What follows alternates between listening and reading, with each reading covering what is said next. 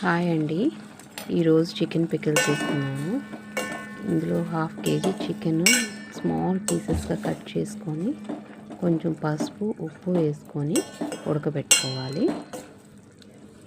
ఇందులో వాటర్ అంతా డ్రై అయిపోయే వరకు ఉడకబెట్టుకోవాలండి. ఆ వాటర్ అంతా డ్రై అయిపోయినాక పక్కన పెట్టుకున్నాము. వాటర్ అనేది లేకుండా చూసుకోవాలండి. ఇప్పుడు ఒక ప్యాన్ తీసుకొని అందులో కొంచెం దాల్చిన చెక్క, 2 యాలకులు, 6 లవంగాయలు వేసుకొని కొంచెం హీట్ చేసుకోవాలి. ఇప్పుడు 3 స్పూన్స్ ధనియాలు వేసుకొని లైట్గా వేయించుకోవాలి. 1/2 స్పూన్ ఆవాలు, 1/2 స్పూన్ జీలకర్ర,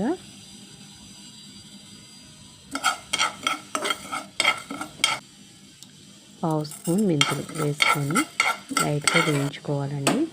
ఇవన్నీ పౌడర్ చేసుకొని పక్కన పెట్టుకోవాలి. ఇప్పుడు ఒక ప్యాన్ తీసుకొని అందులో గ్రౌండ్నట్ ఆయిల్ తీసుకొని మనం డ్రై చేసుకున్న చికెన్ని ఇందులో వేసి వేయించుకోవాలి. గోల్డెన్ బ్రౌన్ వచ్చే వరకు వేయించుకోవాలండి. మరీ ఎర్రగా వచ్చి ఎర్రగా అయిపోతే ఏంటంటే గట్టిగా ఉంటుంది ముక్క. సో లైట్ గోల్డెన్ బ్రౌన్ వచ్చే వరకు వేయించుకోవాలి. ఒక 2 స్పూన్స్ అల్లం వెల్లుల్లి పేస్ట్ వేసుకొని వేయించుకోవాలి. పచ్చివాసన పోయే వరకు వేయించుకోవాలి.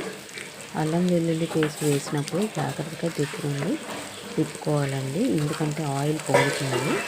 సో స్లోగా తిప్పుకుంటూ చూసుకోవాలి.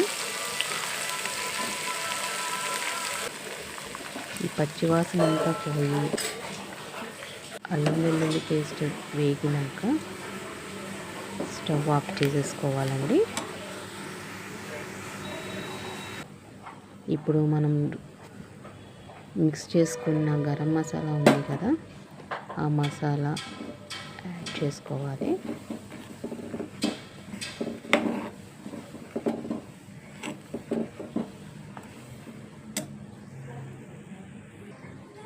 హాఫ్ కప్పు సాల్ట్ వేసుకోవాలండి.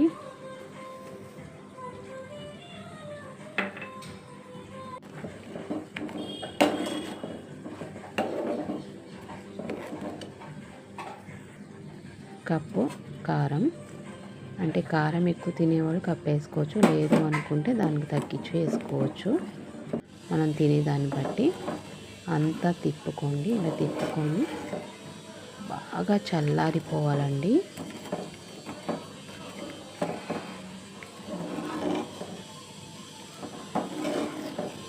ఒక గిన్నెలోకి తీసుకొని బాగా చల్లారిపోయినాక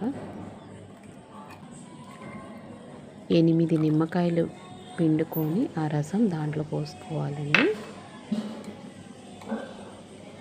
అంతా కలిపేసుకొని పక్కన పెట్టుకోండి. 3 days తర్వాత అయితే ఫుల్ టేస్ట్గా ఉంటుందండి.